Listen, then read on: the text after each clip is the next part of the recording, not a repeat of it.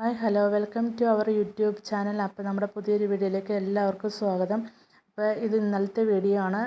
അപ്പോൾ ഞായറാഴ്ച കുറച്ച് ബീഫ് മേടിച്ചിട്ടുണ്ട്. അപ്പോൾ ബീഫും കായും കൂടെ ഇട്ട് വെക്കാമെന്ന് വിചാരിച്ചു. അതിനായിട്ട് ബീഫ് നന്നായിട്ട് കഴുകി നമ്മൾ കുക്കറിലേക്ക് ഇടുന്നുണ്ട്. 3 പ്രാവശ്യം കഴുകിയ ശേഷം ഇത് 4ാമത്തെ പ്രാവശ്യമാണ് കേട്ടോ കഴുകുന്നത്. 3 പ്രാവശ്യം കഴുകിയ വീഡിയോ നമ്മൾ എടുത്തിട്ടില്ല. അപ്പോൾ കഴുകിയ ബീഫിലേക്ക് ഒരു മീഡിയം സവാള ഇട്ട് കൊടുക്കാം. അതിന് ശേഷം ഇഞ്ചി ചെറുതായി അരിഞ്ഞിട്ട് കൊടുക്കാം. പിന്നെ ഒരു 3-4 പച്ചമുളക് ഇട്ട് കൊടുക്കാം. പിന്നെ കറിവേപ്പില ഇട്ട് കൊടുക്കാം. കുറച്ച് മഞ്ഞൾപ്പൊടി ഇട്ട് കൊടുക്കാം. കല്ലുപ്പ്, കല്ലുപ്പ് ഇട്ട് കൊടുക്കാം.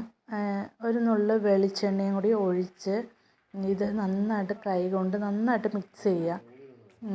നന്നായിട്ട് ആ സബോളയൊക്കെ ഒന്ന് പയ്യെ ഒന്ന് ഉടയണവരൊന്ന് നമ്മൾ തിരുമ്മി കൊടുക്കുക.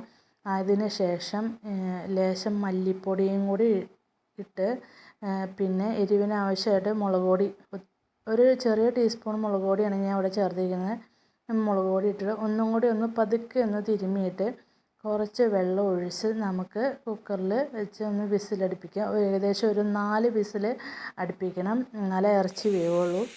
അപ്പം 4 വിസിൽ അടിക്കട്ടെ. ഈ 4 വിസിലടിക്കുമ്പോഴത്തേക്ക് നമുക്ക് കായ മഞ്ഞൾപ്പൊടിയും ഉപ്പിട്ട് വെള്ളത്തിൽ അരിഞ്ഞിടാം. അപ്പോൾ ഇതേ കായ ഞാൻ നന്നാക്കി എടുത്തിട്ടുണ്ട്. അപ്പോൾ കായ ഇറച്ചി വെന്തു, വിസിൽ പോയി. അപ്പോൾ നമ്മൾ കായ അതിനകത്തേക്ക് ഇട്ട് കൊടുത്തിട്ട് ഒന്ന് പയ്യെ ഒന്ന് ഇളക്കി കൊടുക്കാം. അതിന് ശേഷം കായ വേവാനായിട്ട് ഒരു വിസിൽ അടുപ്പിക്കുക. ഈ ഒരു വിസിൽ വരുമ്പോഴത്തേക്കും നമുക്ക് കുറച്ച് ചുവന്നുള്ളിയും വെളുത്തുള്ളിയും നന്നാക്കി ചതച്ചെടുക്കാം. അതിന് ശേഷം ഒത്തിരി അങ്ങ് ചതക്കണ്ട, പതുക്കെ ഒന്ന് ചതച്ചെടുത്താൽ മതി. ഒത്തിരി പേസ്റ്റ് പോലെ ആവുകയും വേണ്ട. അതിന് ശേഷം നമ്മൾ ചീനച്ചട്ടി വെച്ച് വെളിച്ചെണ്ണ ഒഴിച്ച് ഈ വെളുത്തുള്ളിയും ചുവന്നുള്ളിയും കൂടി നമുക്ക് ഇട്ട് കൊടുക്കാം. ലേശം കറിവേപ്പിലയും ഇടാം. അതിന് ശേഷം ഒരു നുള്ളു മഞ്ഞൾപ്പൊടി ഇട്ടേച്ചും അത് മൂക്കുന്നവരെ ഒന്ന് വഴറ്റാം. മൂത്ത് വരുമ്പോൾ മല്ലിപ്പൊടി ഇട്ട് കൊടുക്കാം. മുളക് പൊടി നമ്മുടെ എരിവിനനുസരിച്ച് മുളക് പൊടി ഇട്ട് കൊടുക്കാം. ഗരം മസാല ഇട്ട് കൊടുക്കാം.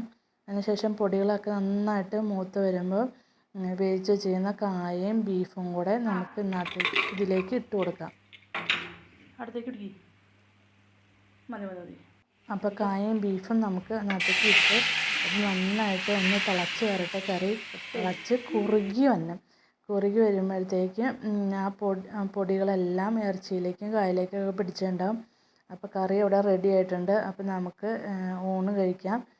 അപ്പോൾ ദേ ഇറച്ചിക്കറി ചാറൊക്കെ ഒന്നും കൂടി ഒന്ന് കുറുകി വന്നിട്ടുണ്ട്.